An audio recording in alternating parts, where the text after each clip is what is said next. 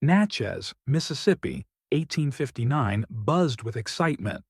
Word had spread that a magnificent floating hotel, the Elysian, was docking along the Mississippi River. Its gleaming paddle wheels reflected the morning sun, while the polished wood, brass fittings, and white canvas awnings seemed to promise luxury unlike anything the town had ever seen. Among the townsfolk was Clara Bell, a young woman of 19, worn from the responsibility of caring for her ailing father. She worked tirelessly in a small apothecary, but dreams of adventure and freedom had always tugged at her heart.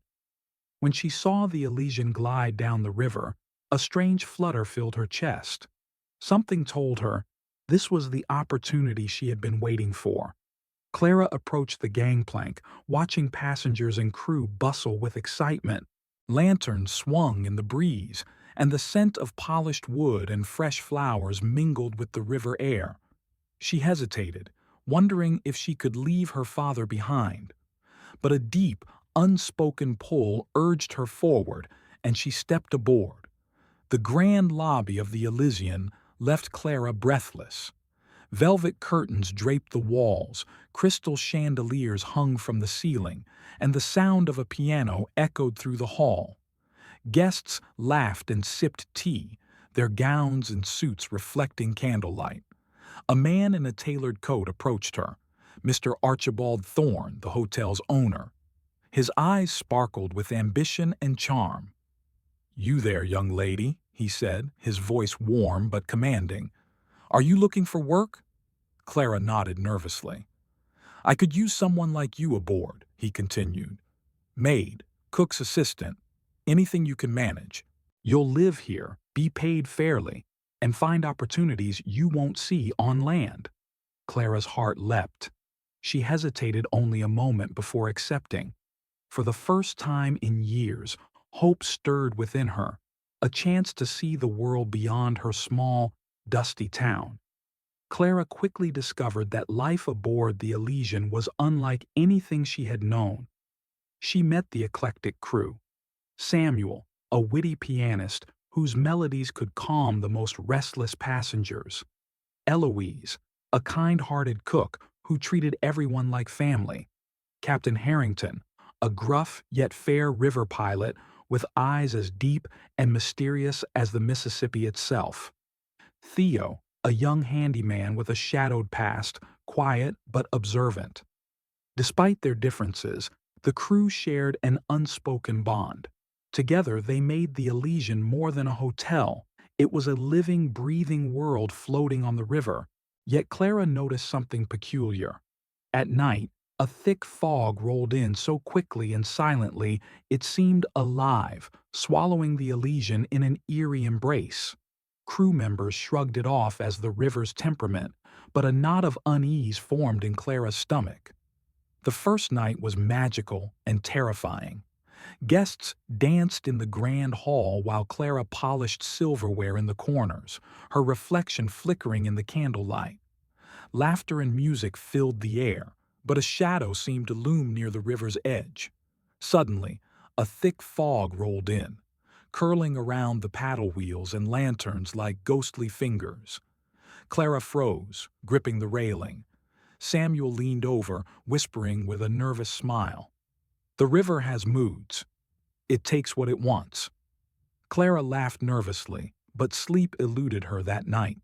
She dreamed of a shadowy figure standing at the bow, beckoning her into the fog. She woke gasping, heart pounding, and wondered if the river had sent a warning or an invitation. As weeks passed, strange occurrences became impossible to ignore. Objects moved on their own. Whispers echoed through empty halls. Guests and crew reported fleeting glimpses of shadowy figures on the deck, disappearing before anyone could reach them. Theo, who had worked on the river for years, shrugged. "Old spirits linger here," he muttered one evening, repairing a broken railing. "The Mississippi remembers. It doesn't forgive quickly." Clara didn't believe in ghosts, yet the feeling of being watched never left her. The fog had become a constant presence. its soft roar blending with the river's waves. Something ancient and powerful seemed to stir around the Elysian. One misty morning, a mysterious passenger arrived. He was a thin, ragged man with piercing eyes named Ezekiel. "I've been lost on this river for years," he said cryptically, his voice carrying the weight of decades. "Once, there was a hotel, like this one. It vanished overnight." You must be careful, Clara felt a chill. The hotel she had grown to love. Was it in danger? Ezekiel spoke of the river as though it were a living creature, a guardian of secrets that demanded respect. Clara tried to dismiss his warnings, but deep down, a knot of fear tightened around her heart. One night, as the Elysian glided along the Mississippi, the fog thickened to a near impenetrable wall. Clara clutched the railing, feeling the chill seep into her bones. The river's current seemed to shift, moving against the hotel's course. Guests panicked, their footsteps echoing on polished wood. Instruments fell silent, glasses clattered, and Captain Harrington barked orders over the howling wind. Clara's pulse raced. Something about the fog felt purposeful, as though it were alive. Theo grabbed her hand, steadying her. "Hold on," he said, his voice tight with fear and determination. "The river decides. Not us." By morning, the Elysian had vanished from the Mississippi. Natchez searched tirelessly, but only empty docks and abandoned belongings remained. Rumors spread, a river curse, a haunted hotel, or perhaps divine punishment. Back in town, Clara's father waited by the window every day, unaware that his daughter was alive, or trapped in a world beyond comprehension. Time in Natchez moved on, but the Elysian existed in a realm untouched by it, held in the river's enigmatic grasp. Inside the fog, the hotel and its passengers were alive but suspended in a liminal space, outside normal time. Days blurred into weeks, weeks into months. Clara awoke each morning to the same golden light spilling across polished floors, but the outside world never intruded. Passengers grew restless, yet slowly adapted.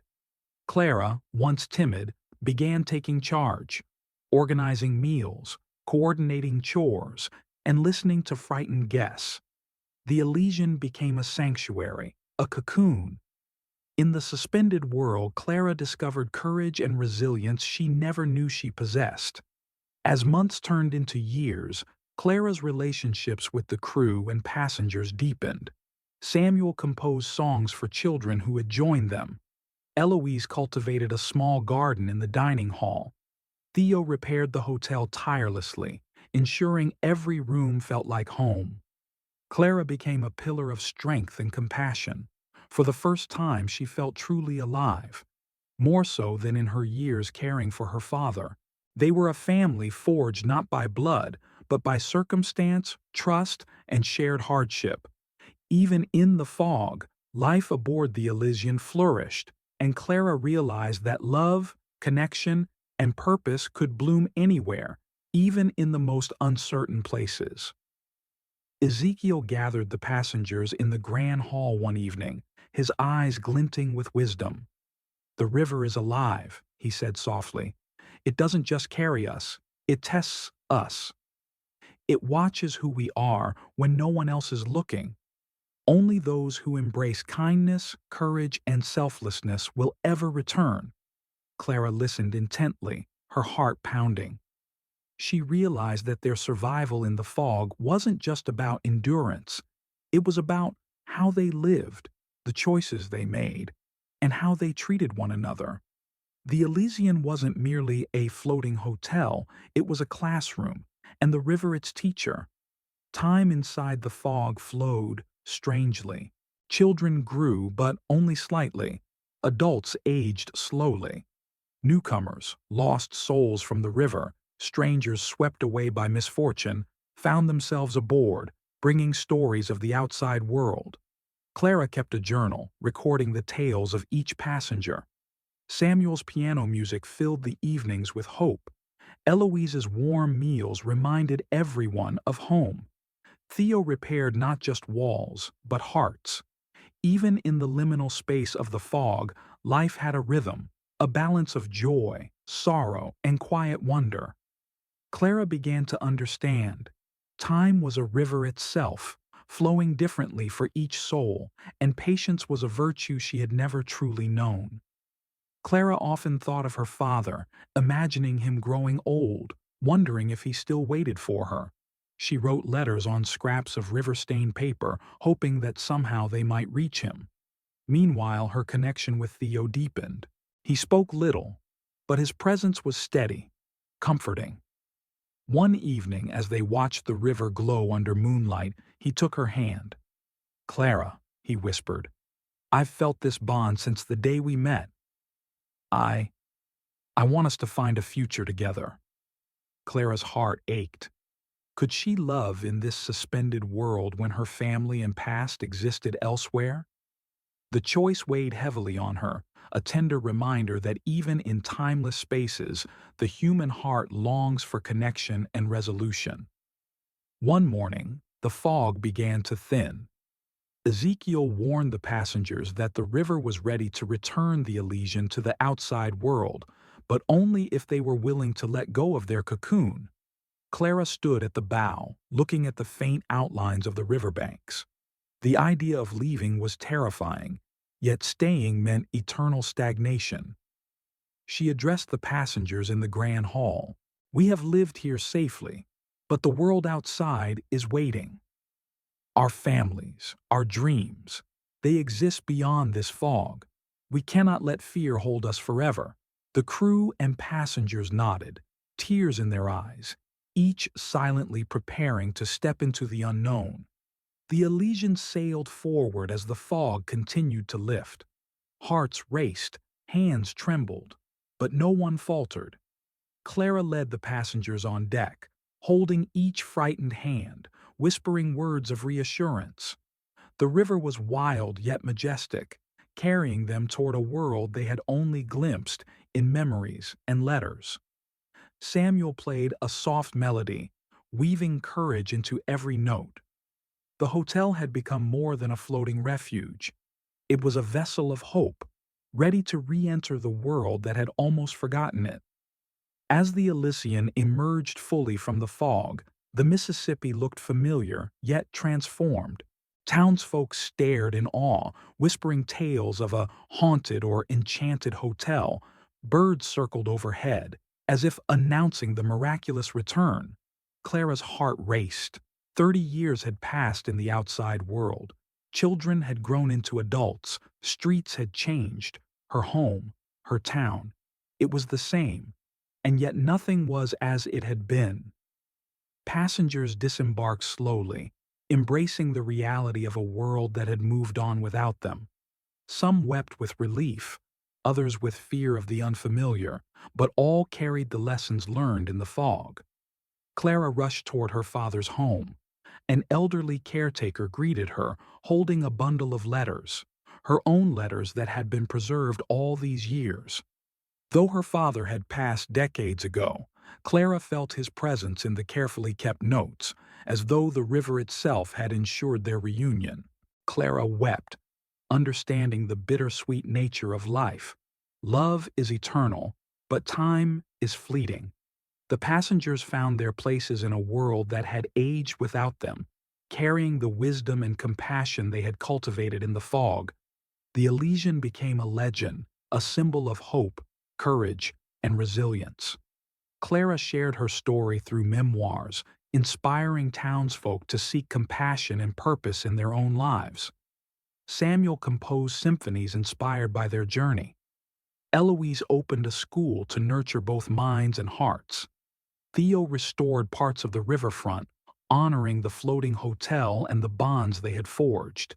The fog and the river were gone from sight but remained in memory, teaching that sometimes life's greatest lessons come from places unseen and unexpected.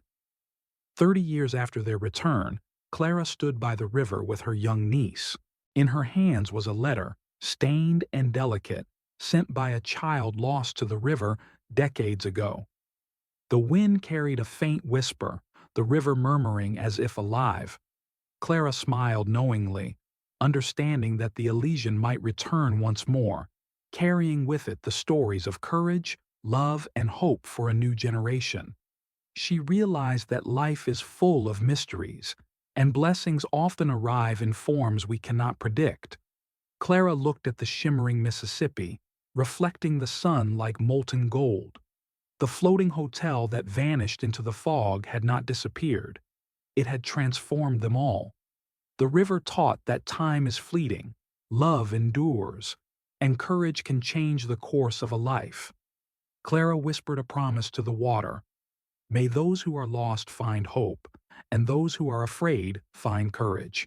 The Elysian lived on in their hearts, a reminder that the unseen can teach the greatest lessons, and that life, like the river, moves forward, beautiful, mysterious, and eternal.